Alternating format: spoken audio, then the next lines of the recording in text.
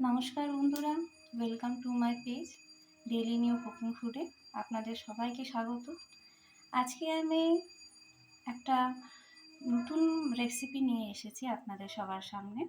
সেটা হচ্ছে ছোট, এখন যে শীতকালের যে নতুন যে আলু হয়, সেই ছোট আলুর দম।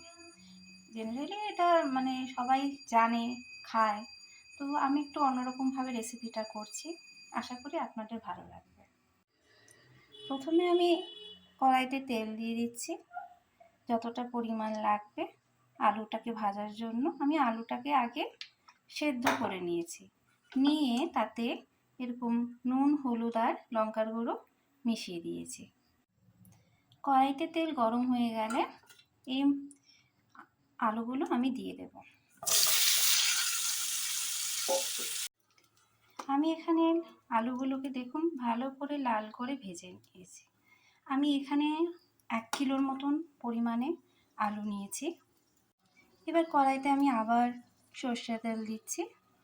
যতটা আপনাদের প্রয়োজন হবে আপনারা ততটাই দেবেন, যাতে এই গ্রেভিটা একটু ভালো করে করা যায়। কড়াইতে তেলটা গরম হওয়ার পরে আমি এখানে একটু গোটা গরম মশলা, তেজপাতা আর আমি সাই জিরে ব্যবহার করছি। আমি এখানে ছোট আকারে 4টি পেঁয়াজ ব্যবহার করছি, সেটা আমি দিয়ে দিচ্ছি।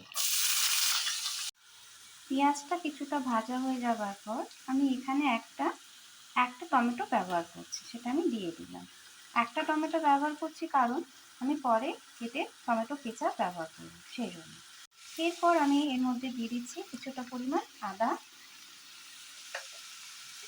4টে চেরা কাঁচা লঙ্কা আর কিছুটা রসুন পেস্ট। আপনারা চাইলে এমনি পেস্টও দিতে পারেন ঘরে করে, আমি এটা রেডিমেড ব্যবহার করছি। আমি এর মধ্যে একে একে করে মশলাগুলো দিয়ে দেব। আমি এখানে পিঙ্ক সল্ট ব্যবহার করছি, তাই পরিমাণ একটু বেশি দিচ্ছি, কারণ পিঙ্ক সল্ট অন্য সল্টের থেকে নুন ভাবটা একটু কম। তারপরে দিয়ে দিচ্ছি আমি 1 চা চামচের মতন হলুদ গুঁড়ো, 1 চা চামচের মতন লঙ্কা গুঁড়ো, 1 চা চামচের মতন জিরে গুঁড়ো, 1 চা চামচের মতন ধনে গুঁড়ো। মশলাটাকে খুব ভালো করে কষিয়ে নিতে হবে, যাতে সব জিনিসগুলো ভালো করে একসাথে মিক্সড হয়ে যায়।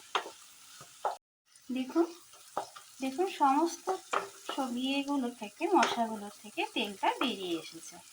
এখন আমি এতে ফেটিয়ে রাখা টক দইটা দিয়ে দিচ্ছি।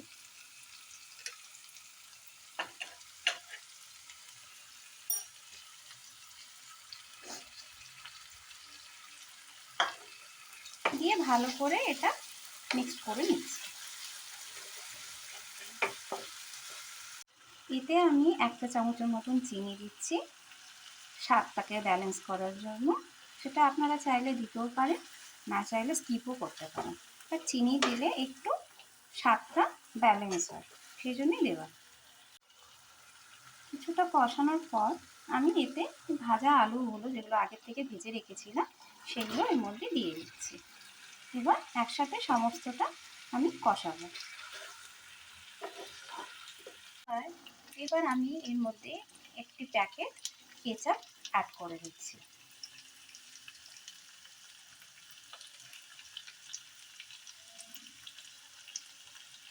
তারপর আবার এটা মিক্স করে নেব।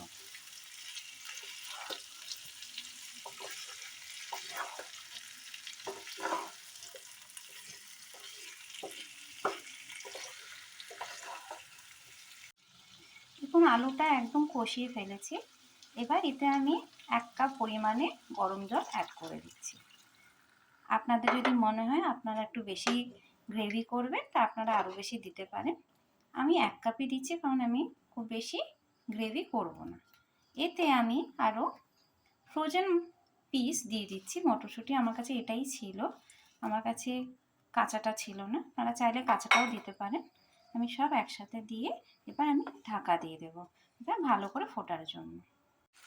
দেখুন আমি আলুর দমটাকে একদম সেমি গ্রেভি করেছি, বেশি গ্রেভি করিনি। এবার আমি এতে ভেজে রাখা কস্তুরি মেথি দিয়ে দেব, দিয়ে আমি গ্যাসটা অফ করে দেব। ঠিক আছে, আমার আলুর দম রেডি। আপনারা এটা যে কোনো পরোটার সাথে, লুচির সাথে ট্রাই করতে পারেন। আপনাদের যদি আমার এই রেসিপিটা ভালো লাগে তো অবশ্যই লাইক করবেন, আর পারলে শেয়ার করবেন। Thank you.